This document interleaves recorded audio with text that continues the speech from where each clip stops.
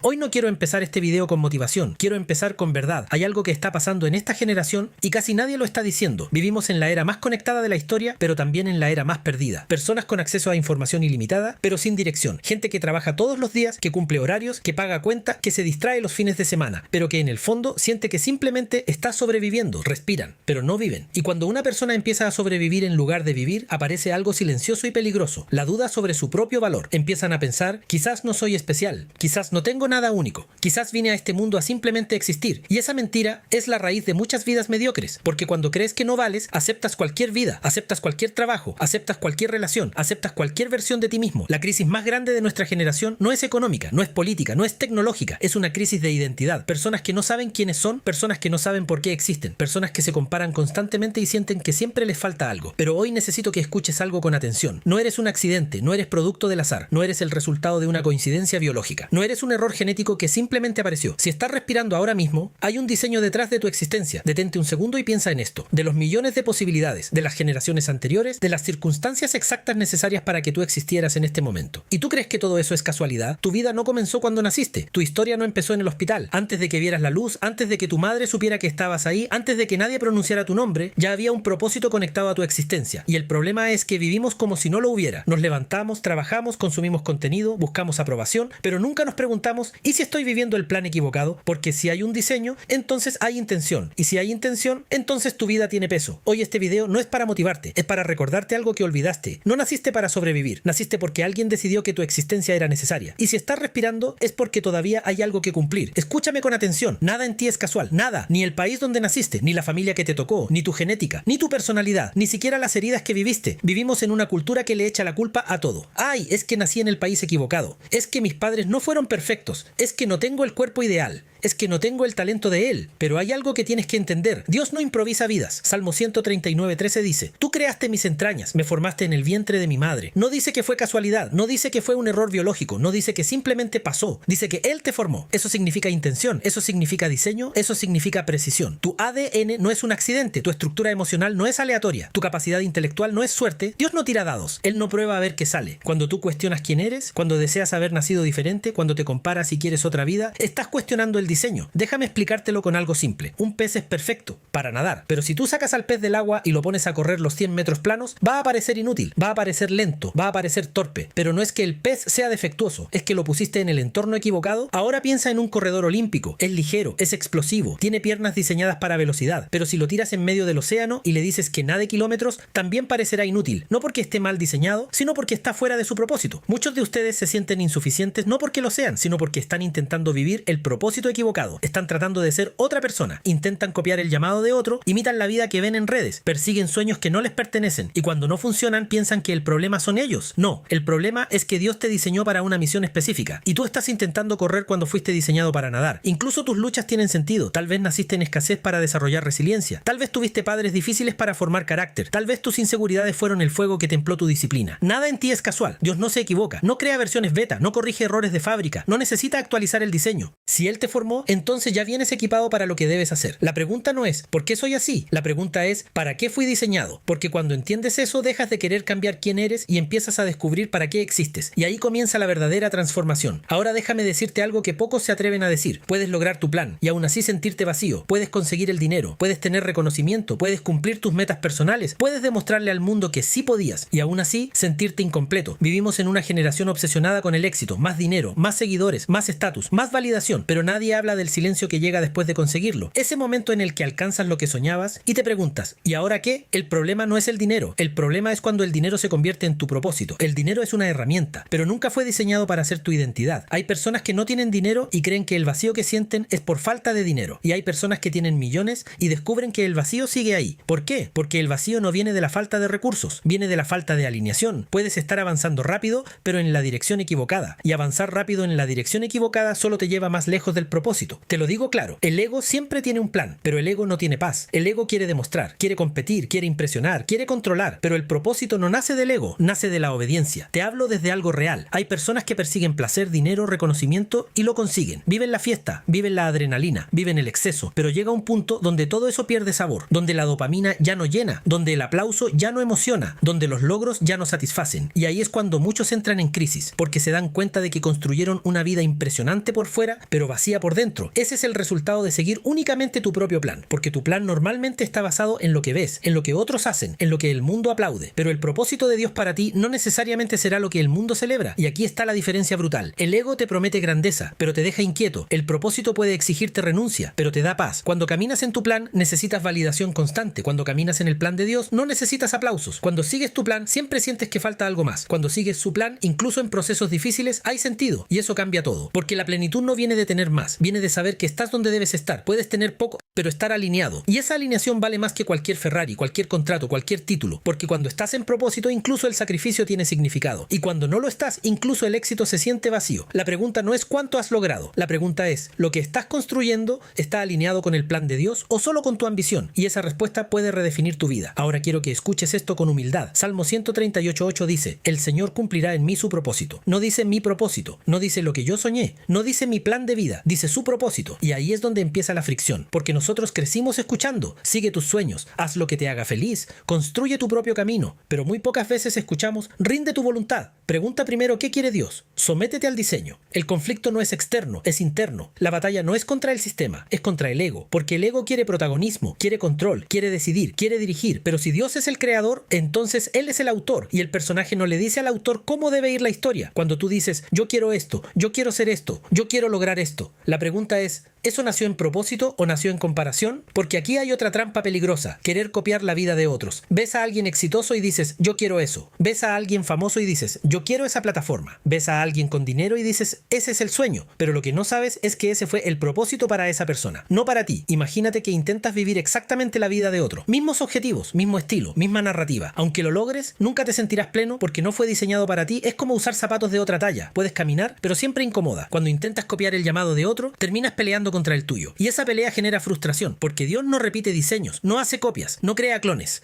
Cada persona tiene una combinación única de dones, experiencias, heridas, talentos y oportunidades. Y todo eso apunta hacia algo específico. Pero el ego no quiere aceptar eso. El ego quiere elegir. El ego quiere aplauso. El ego quiere un propósito que impresione, pero el propósito de Dios no siempre es espectacular a los ojos del mundo. A veces es silencioso, a veces es servir, a veces es formar, a veces es construir en privado. La pregunta clave es esta: ¿quieres cumplir tu visión o quieres cumplir su voluntad? Porque ambas cosas no siempre coinciden. Y aquí viene algo fuerte. Mientras más te aferres a tu plan, más resistencia vas a sentir, más ansiedad, más frustración, más confusión. Pero cuando dices, Dios, no mi voluntad, sino la tuya, algo cambia. No porque el camino se vuelve fácil, sino porque deja de haber guerra interna. El propósito no es algo que inventas, es algo que descubres cuando te rindes. Y cuando entiendes que no eres el autor de tu historia, sino el instrumento en manos del autor, ahí empieza la verdadera libertad. Hay un versículo que cambia completamente la manera en que ves tu vida. Salmo 139:16 dice, tus ojos vieron mi cuerpo en gestación. Todo estaba ya escrito en tu libro. Todos mis días se estaban diseñando, aunque no existía uno solo de ellos. Detente un segundo. Antes de que vivieras un solo día, ya estaba escrito. Antes de tu primer error, ya estaba contemplado. Antes de tu primer logro, ya estaba diseñado. La imagen es poderosa. Un libro, tu libro, no improvisado, no corregido sobre la marcha, no editado por tus fallas. Escrito. Eso cambia la perspectiva completamente, porque la mayoría de las personas vive con ansiedad por el futuro. ¿Qué va a pasar conmigo? ¿Y si fracaso? ¿Y si no lo logro? ¿Y si me equivoco de camino? Pero si el libro ya está escrito, ¿por qué tanto miedo? La ansiedad nace cuando creemos que todo depende de nosotros, que si no controlamos cada detalle, todo se derrumba. Pero la soberanía de Dios significa algo más grande. Él ya vio el final y no le sorprendió. Tú estás viviendo página por página. Él ya conoce la historia completa. Eso no significa que no tengas decisiones. Significa que ninguna decisión toma a Dios por sorpresa. Y aquí tocamos otro miedo profundo, el miedo a morir. El ser humano vive como si pudiera negociar con el tiempo, como si pudiera extenderlo con preocupación, pero el mismo versículo dice que todos tus días fueron diseñados. Eso incluye el primero y también el último. No vives un segundo más del que Dios permite, y no mueres un segundo antes de que Él lo sepa. Entonces dime, ¿de qué tienes miedo si tu vida está en manos del Creador del universo? ¿Por qué cargas el peso como si todo dependiera de ti? Muchos viven paralizados por el futuro, pero cuando entiendes que tu historia está bajo soberanía divina, la ansiedad pierde pierde fuerza, porque tu destino no está sostenido por tu perfección, está sostenido por su propósito. Incluso los errores que cometiste no sacaron a Dios del control, incluso los desvíos que tomaste no borraron el libro. A veces creemos que arruinamos el plan, pero lo que no entendemos es que Dios puede usar incluso nuestras decisiones equivocadas para redirigirnos. Tú ves caos, Él ve proceso, tú ves incertidumbre, Él ve cumplimiento. La pregunta no es si el libro está escrito, la pregunta es, ¿vas a vivir cada página con confianza o con miedo? Porque cuando entiendes que tu historia fue diseñada antes de tu primer latido, empiezas a vivir con una seguridad diferente, no arrogancia, confianza, no descuido, fe. Ya no corres desesperado, ya no compites con el reloj, ya no te destruye la incertidumbre, porque sabes algo que cambia todo. No estás improvisando tu vida, estás caminando dentro de un diseño eterno, y cuando entiendes eso, la ansiedad se transforma en propósito. Ahora que entiendes que hay un diseño,